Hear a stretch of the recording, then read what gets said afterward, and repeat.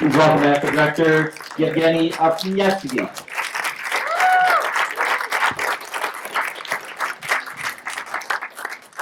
Thank you. So, Evgeny, can you describe a little bit of your own background? You grew up in Russia. I was born in Russia, I was raised in Israel, and I'm living for the last 15 years in the United States. And what was your connection to Ukraine? I had a lot of friends living in Ukraine. I've been in Ukraine before. One of my features were financed through the private... This way, maybe. So I had also private investors who were financing my previous movies also from Ukraine. So I have extensive relationship to the people in Ukraine. So when these events broke out in November, what compelled you to go? You know, what were you seeing that made you feel this was going to be a story? You know what? I got a call from Dental Moore, who is here, producer of the show, actually. I did the previous documentary with them, and we just finished it, then left, and he called me from Ukraine and said, hey, you need to come down, something happening here, history is happening. Come for a couple of weeks, let's start to shoot it. This is how it started. 2 weeks, that literally became 6 months. So when we came, nobody was even thinking that this is how it's going to be happening. It was an amazing festival of young people. It was youth movement that started really peacefully and happy. People wanted technically to bring their message. They wanted to be heard, and this is what it was at the beginning. Nobody was expecting that it will be developing into such events. Then, unfortunately, things happened. Nobody was expecting. I will be without mic. Nobody was expecting that. So you should be with Mike because we have to go on video. Nobody was expecting 4 o'clock in the morning, kids getting beaten by Berkut, by police, then people getting kidnapped, and then bullets flying over their shoulders, over our heads. So events were unfolding so spontaneous. So we realized that the history is not just happening; it's there. So we were feeling. And talk to me about how you organized your crew. I mean, there's more than 20 people who are listed as cinematographers. How many of those people were you in touch with on a daily basis, or were you going back and getting footage from them later? How did that work? As soon as people heard that I'm doing this fascinating documentary and heard that I'm coming from these parts of the world, from Los Angeles, from Hollywood, they all wanted to share their stories.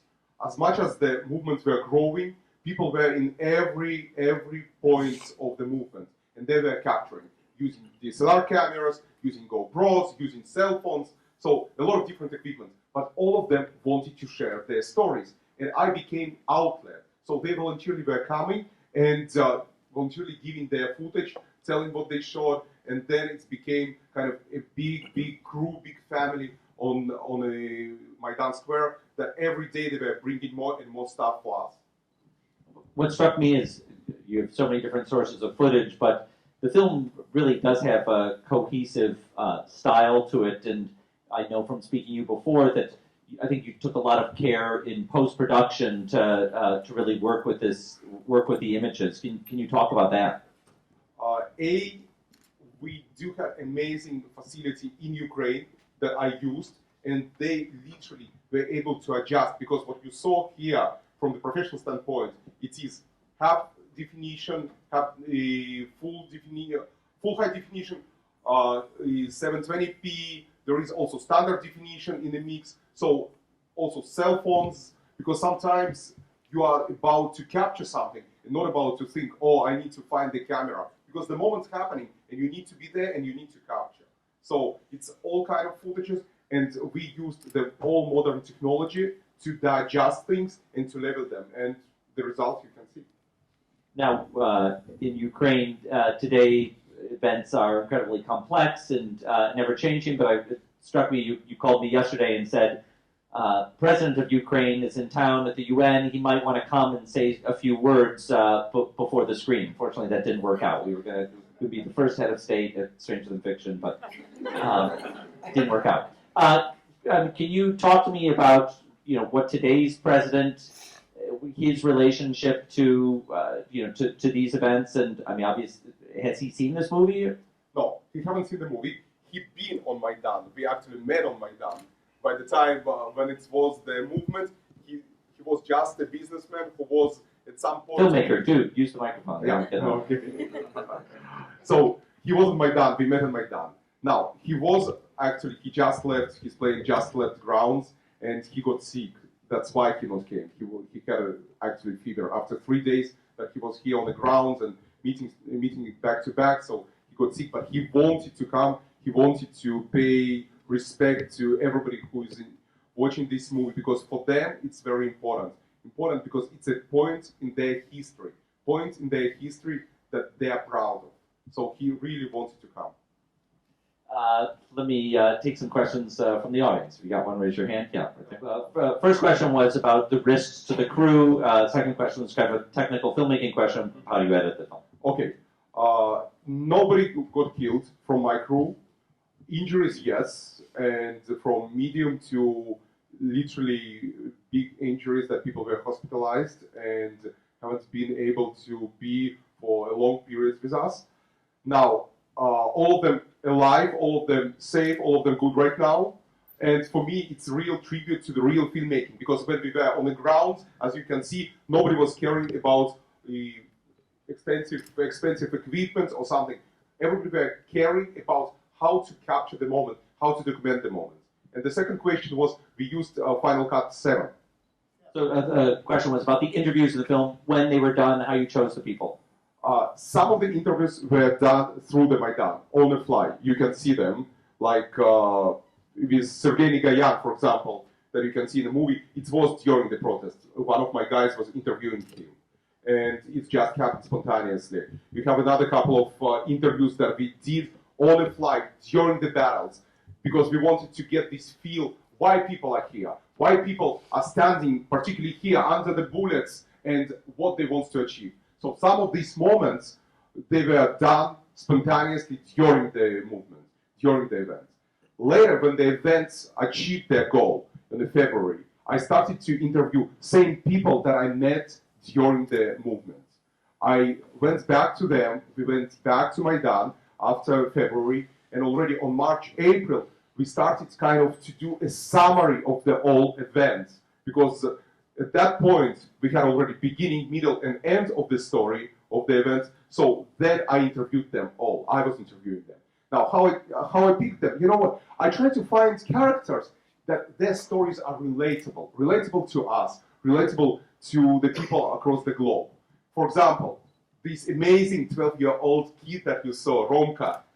You saw fascinating image of the child who ran from his home and who, in front of your eyes, was having his school of life, and you were observing these 3 months of his maturity, amazing maturity. And the guy is right now a real fighter. He's fighting in a war zone in Ukraine. And it's amazing how these characters can be also role models, and at the same time, these characters can be relatable to the young generation of our days, and older characters can be related to the older generation of our days.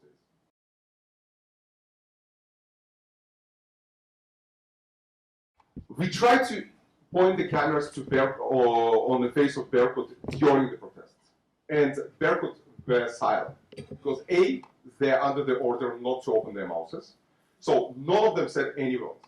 Now, after the movement achieved their goal, they were disbanded. So literally, most of them moved to Crimea that was under the Russian jurisdiction. So most of them were already not in Kyiv. So I never touched them anymore. Some of them were arrested, and some of them who were able to escape, they went to Crimea. So I never was able to achieve this. And you know what? I try to relate to the stories, these fascinating, reliable stories of the human beings who came to the square. So most of the story I was building around these people.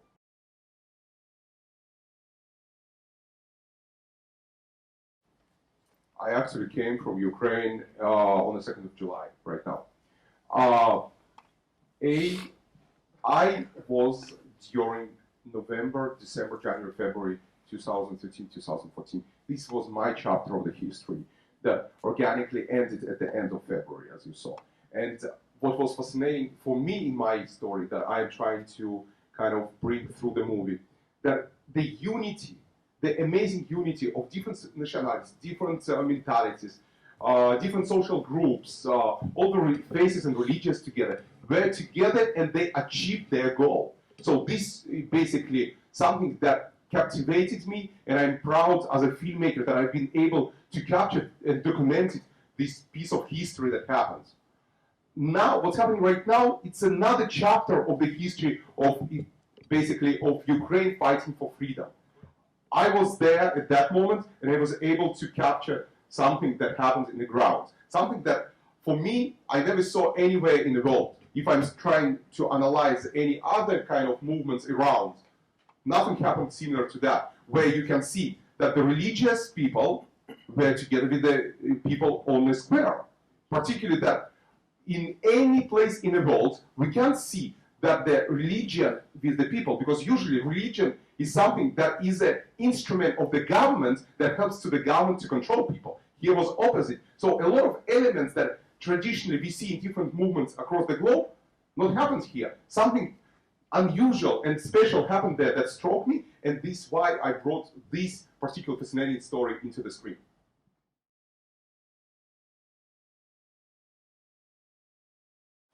They expect in this movie, actually Ambassador Pyatt, our American ambassador in Kiev, he waiting to do a presentation of this movie either on the anniversary of Maidan in November or February anniversary of Maidan winning. So one or another is going to be there. Yes, Ukrainian people are really looking forward for this movie. They're all excited about that. Particularly yesterday when I posted the billboards from Los Angeles, all my Facebook was blown out of proportion, because for them it's their pride. It's pride because it's still the headlines. Now, for them, it's very important moment in history to show that people are the power. The people is the power, not the government. And government is represented, it's representation of the people. They're chosen by people. So for them, it's very important to remind to their government and to everybody else that they can't abuse the power like it's happened in the past. So for them, it's a very important movie. They're all waiting for this movie. And actually, we have an agreement with the Channel 5 since Netflix is still not there. Netflix is in 50 countries, and it opens on October 9th in all these 50 countries simultaneously. And by the end of 2016, they're planning to be globally. But since they're still not there, we have agreement with Channel 5, one of the major prominent channels, to have the movie also screened at Channel 5 sometime in the spring. Thanks very much for coming. Thanks especially to Evgeny Afineevsky.